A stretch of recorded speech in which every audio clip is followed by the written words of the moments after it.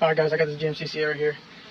Got a collapse lifter on the passenger side. But I have to show you what I picked up from the TikTok shop first. So you've seen these little ones, right? You know everybody's trying to get some of these. Nah, bro. You don't need that no more. Look at this freaking huge one. We're under the hood, okay? Let me show you how bright this thing is. So you click the button, boom. Solar eclipse, my boy. Look at that.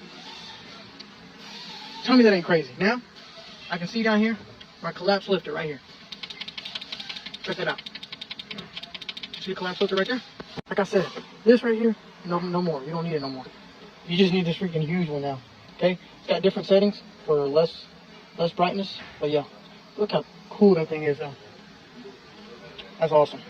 Go get you one. Click the link on this video. Bro, let me show you what this push rod looks like, man. This is crazy. Look at it.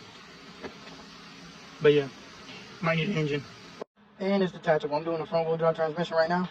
And I'm just gonna stick this under there, turn the light on, and boom, check that out.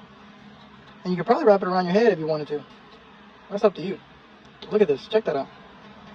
I got the actual band here, but I could take it off because it's Velcro.